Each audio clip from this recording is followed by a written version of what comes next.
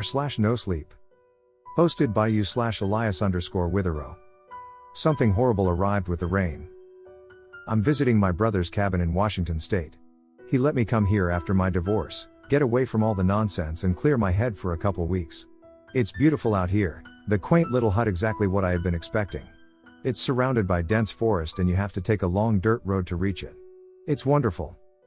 Before I arrived, my brother informed me that he had stocked the hut with groceries, enough to last a month if I decided I wanted to stay that long.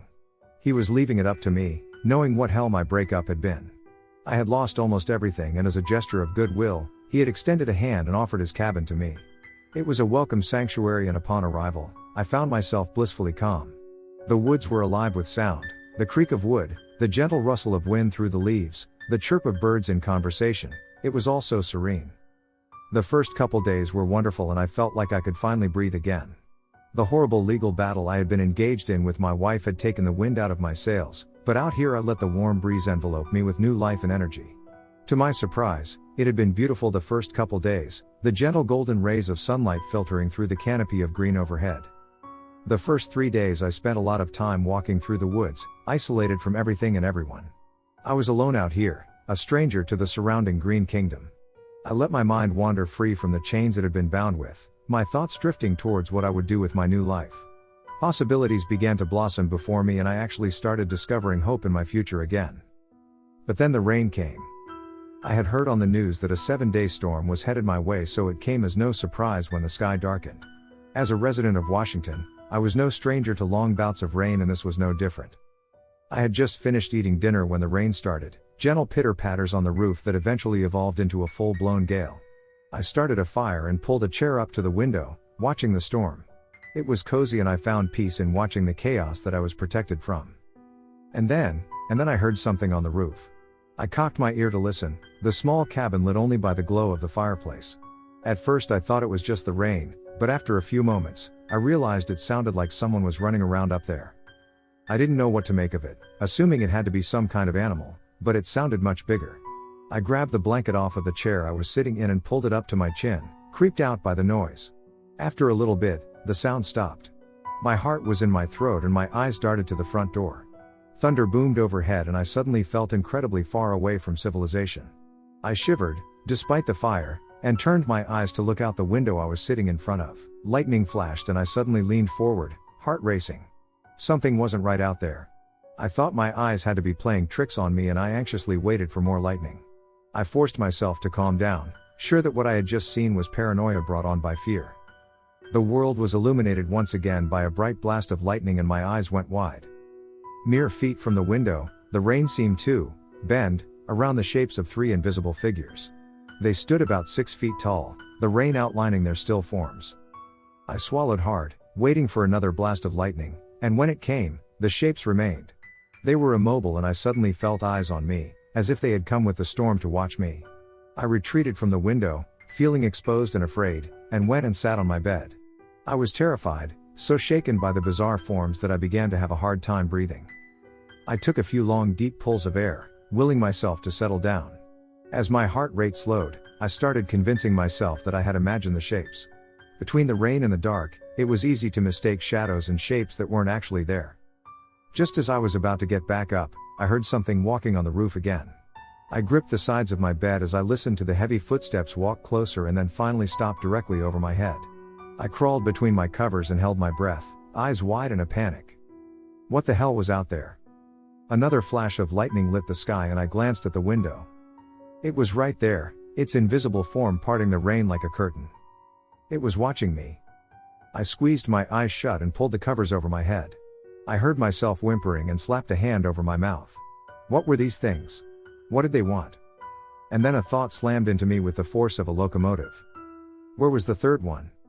And that's when I heard the front door crash open. I cried out in fear, shaking like a child as heavy, wet footsteps walked across the cabin towards me. It stopped by the side of my bed and I felt drops of water falling from its body onto my blanket. I could hear it breathing, a sucking sound pulled deep into its moist lungs. As I bawled into myself under the covers, terrified, it spoke. Look at me. Its voice sounded like rain, an odd stuttered inflection of its vocal cords. I didn't move, didn't breath, praying that this nightmare would end. I didn't know what these things were, what they wanted, but I sensed danger. I sensed they wanted to hurt me. And I sensed that if I looked at them, they could. I stayed balled up under my blankets and kept my trembling mouth shut. "Look at me," it repeated in the same wet voice, its words dribbling from its mouth like running water. Again, I didn't move. I was absolutely paralyzed with fear. I kept my eyes closed and the blanket firmly over me. My stomach churned with terror and my breath was hot in the enclosed space. I don't know how long I waited. Eventually, I heard the thing retreat, slamming the door behind it. Even with it gone, I remained where I was, refusing to move. I listened to the rain crash down above me, the relentless storm never ceasing in its violence. I don't know if I fell asleep or passed out, but the next thing I remember was opening my eyes to dim gray light. I hesitantly pulled the blanket from me and surveyed the cabin. The fire had died out and the scene before me was still in the early morning light. The rain still thundered overhead as sheets of it were driven from the dark sky. I slowly got out of bed and went to the window.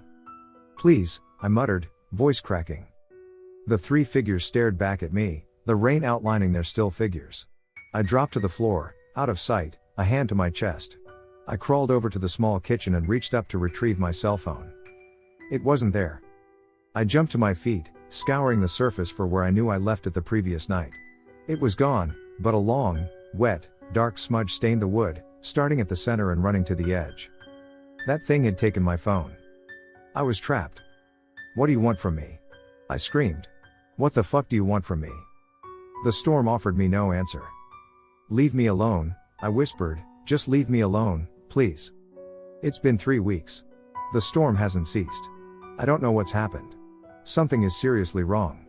The sky remains a dim gray, the day-night cycle stuck in some horrific limbo. I don't think I'm ever getting out of this cabin. I'm almost out of food and I wonder how long I can last before starvation drives me outside these walls." They're still there, the endless rain painting their figures in the air. They watch, always, they watch. When I hear one of them running across the roof, I sprint to my bed and bury myself under the covers. As soon as I do, another slams the front door open and comes to stand over me. It tells me to look at it, commands me to look at it. I can't, I won't. Something about its voice has begun to sound familiar. The more it speaks to me, the more I have begun to recognize it. It sounds like me. And last night, when one of them was standing over my bed, it said something different. It told me that things should have been different. It told me it was disappointed in the way my life had turned out. It told me I needed to acknowledge my mistakes. It told me it was time to let another one of them try.